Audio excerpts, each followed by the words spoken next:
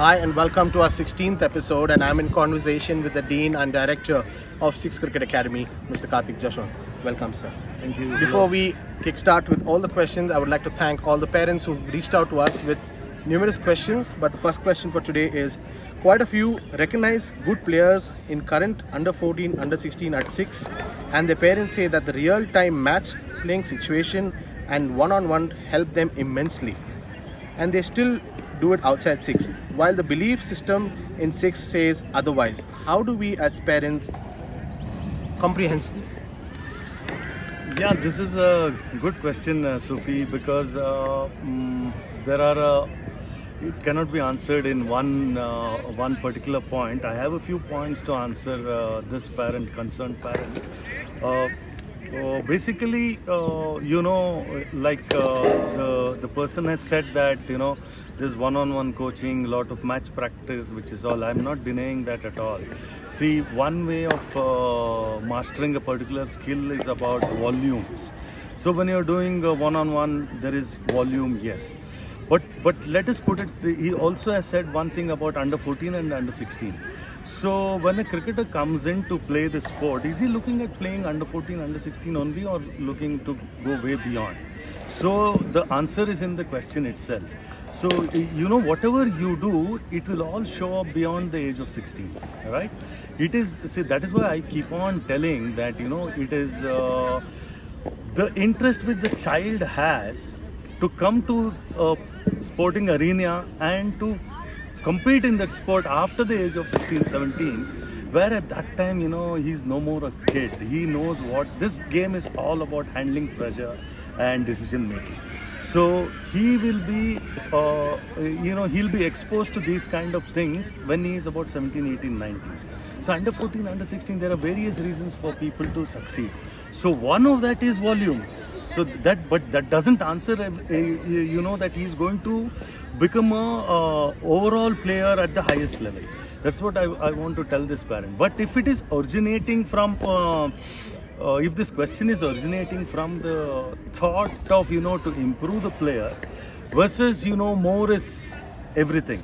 I don't think more is everything, but if you're going to say that volume, I'm not disagreeing at all. It is one part of it, but overdoing those things at the right time when the player is ready to, the talent is maturing, and at that particular time, if the player withdraws, there's a bright chance of withdrawing, because you would have done so much of work and is not seeing anything, whereas so many others are going ahead of you. So very easily, because they don't have that mental maturity to take that in their stride and start believing that they're good, and then continue longer.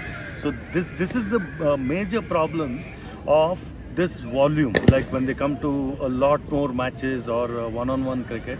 And being specific with matches, any match when you play, I'm fully agreeing with, because it is terrific practice. What is the difference between a practice session and a match?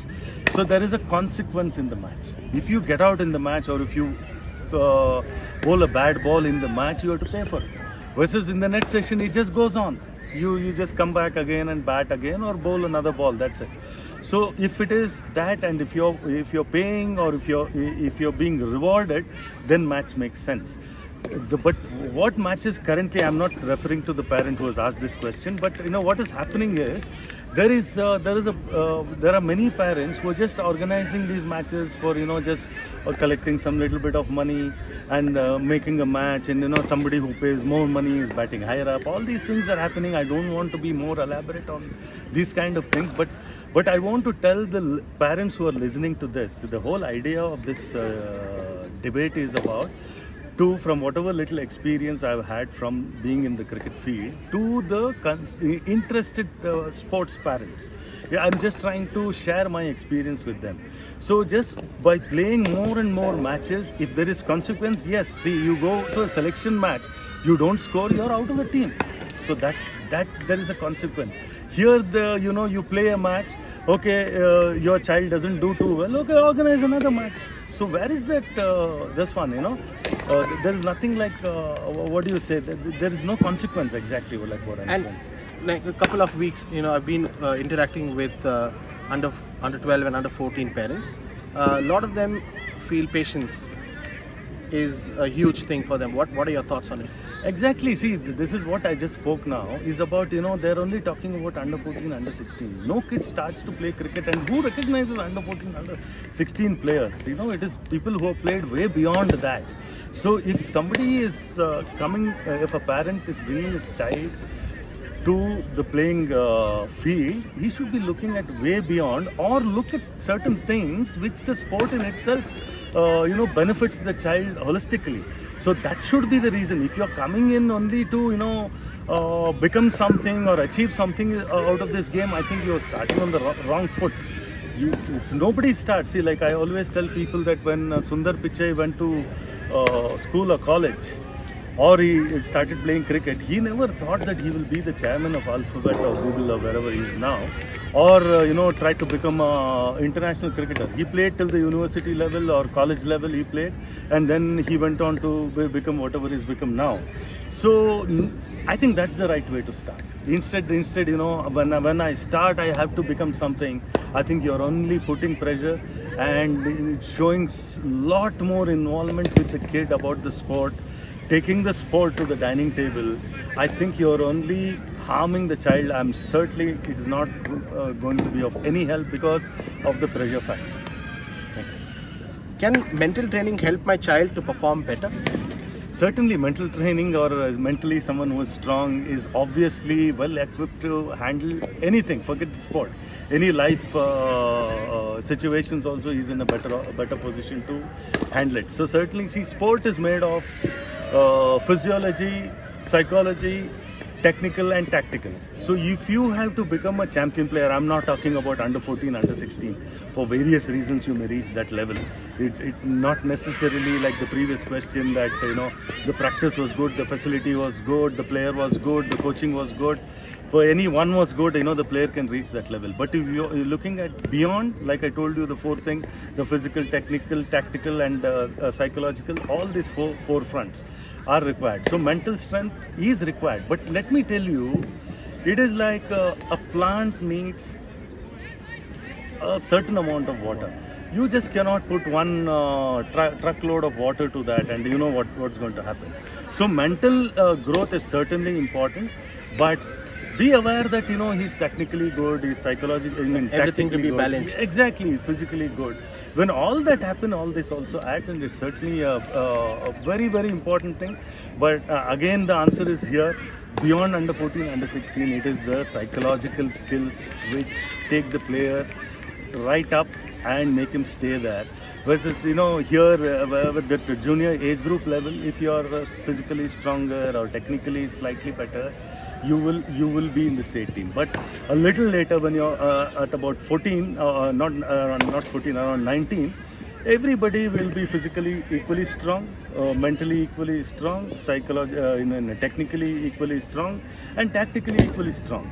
So that is where you got to, because when you're tested with a pool of very good players. So at the junior age group level, there are so many people who are very ordinary. So you are just one up over them. Last question: how do you build trust with your player? That's a very important thing. Whoever has asked this question, it's a very important question, because if I have to tell you, there was in Olympic. They made a Olympic committee made a survey as to they made a survey with the medal winning athletes and the medal winning teams. So they just tried to find out what was good in that group of people. So out of the 10 all very, very important points, what stood out was about the trust between the athlete and the coach. So now the question is, how do you build trust? So my only thing is it is about the coach's behavior, how he behaves, what he talks, is he following what he's talking, and how he conducts himself. Even when he expects, maintenance of time or being disciplined, if he himself is not there, then obviously the player is not going to trust you. So the trust is built mainly by the coach's behavior, which is an extremely important thing. And it is not very easy to build trust amongst young children, because you cannot go to their compartment. It is you have to wait for them to come to your compartment. So I think that's a fantastic question whoever asked that. Thank you so much. And also, if you have more questions, to reach out to us in the next episode. See you soon.